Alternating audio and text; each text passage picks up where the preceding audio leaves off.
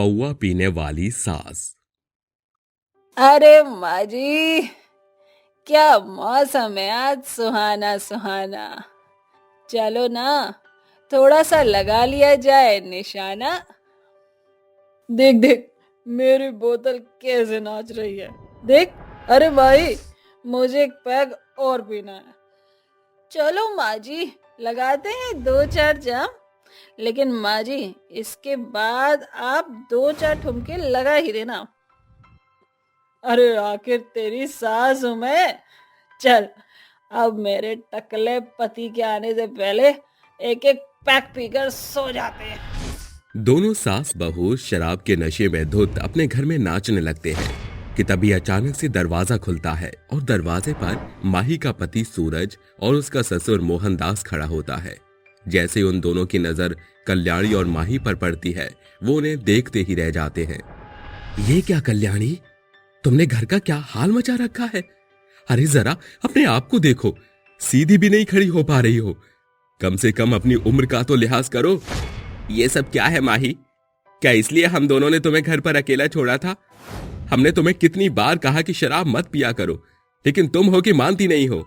अरे अगर थोड़ी सी पी ली तो क्या हो गया, पीने के बाद तो कितना मजा आता है। ये लो, तुम लोग भी पी लो। सूरज जी, मैंने तो शराब पी ही नहीं, अब तो बेकार में गुस्सा हो रहे हो। अरे खुद को देखो तो सही, ठीक से खड़ी भी नहीं हो पा रही हो। तभी अचानक से कल्याणी बहुत तेज उल्टी करती है, जिसके बाद पूरा फर्श गंदा हो जाता है। ये सब देख मोहनदास को बहुत गुस्सा आता है और वो किसी तरह कल्याणी को कमरे में ले जाकर सुला देता है। वहीं दूसरी तरफ सूरज भी माही को अपने कमरे में ले जाकर सुला देता है। अगले दिन सुबह खाने की टेबल पर, कल जो हरकत तुम दोनों ने की है, मैं उसके लिए तुम्हें कभी माफ नहीं कर सकता। इतना मना करने के बाद भी तुम लोग शराब नहीं छोड़ रही थी, और वो भी 25 रुपए वाला संतरा पीते हुए तुम्हें शर्म नहीं आती? कल्याणी अपने मन में सोचती है।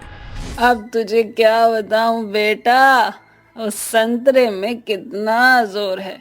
सबसे ज्यादा मजा उसी को पीकर आता है। मुझे माफ कर दीजिए सूरज जी, मैं आइंदा कभी ऐसी गलती नहीं करूंगी। कुछ देर में मोहनदास और सूरज काम पर जाने के लिए निकल जाते हैं। उनके जाते ही कल्याणी माही से कहती है, वाह बहू वाह, शाबाश, तूने तो क्या जबरदस्त रोने की एक्टिंग की है। अरे माँ जी, आखिर बहू किसकी हूँ। वो कहते हैं कि चलो अब वो दोनों तो वहां से दफा हो गए, अपना असली माल निकालते हैं।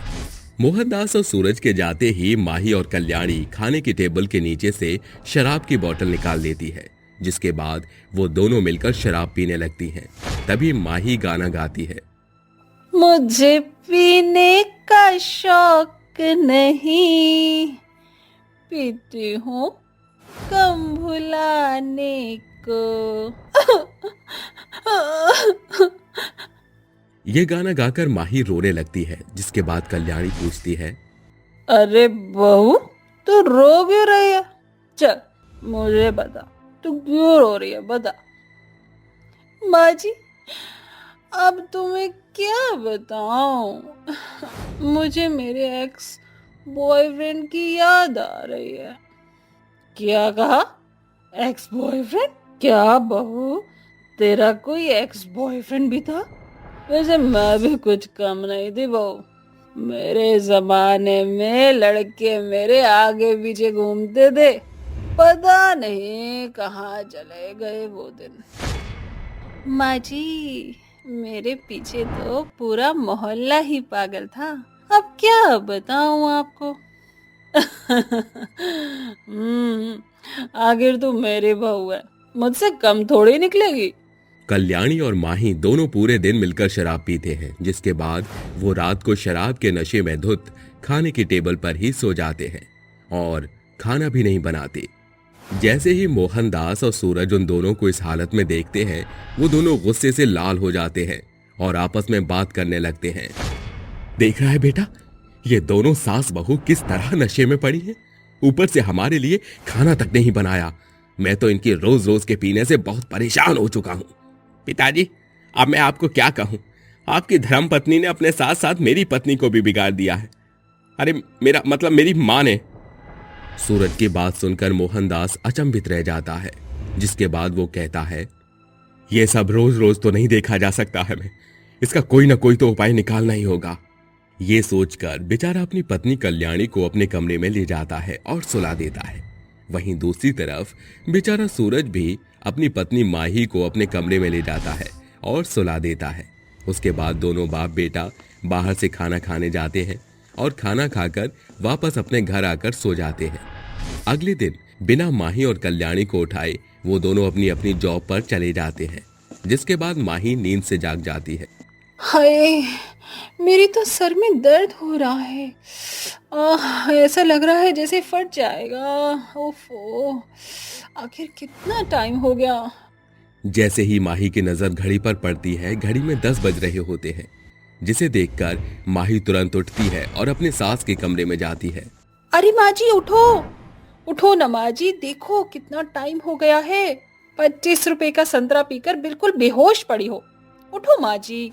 माही कल्याणी को जोर जोर से हिलाती है, जिसके बाद कल्याणी उठ जाती है और चिल्लाते हुए कहती है, अरे बहू पागल हो गई है क्या?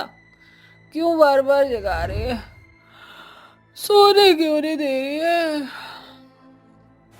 माँ जी, आज तो सूरज जी और पिताजी बिना ही खाना खाए चले गए हैं और उन्होंने हमें उठाया भी नहीं। क्या बात हो गई है माँ जी? क्या बात है, दोनों के दोनों चले गए?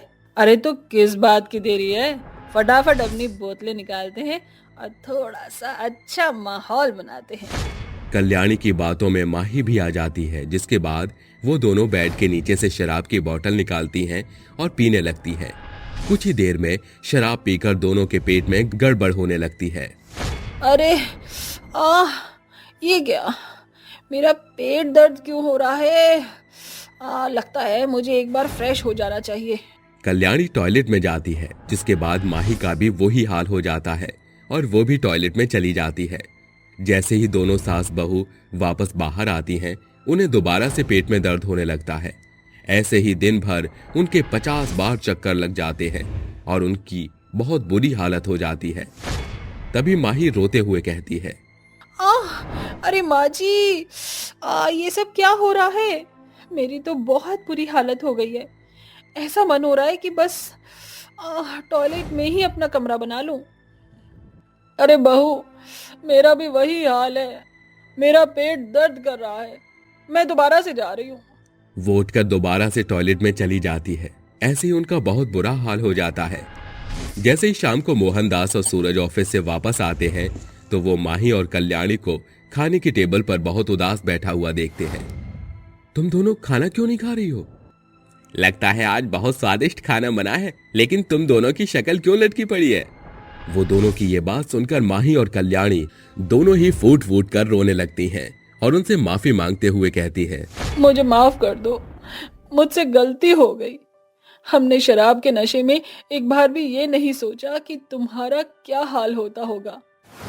जी, आपने जो आज हमारे साथ किया है वो हम जिंदगी में कभी नहीं भूलेंगे और शराब को तो कभी भी हाथ नहीं लगाएंगे।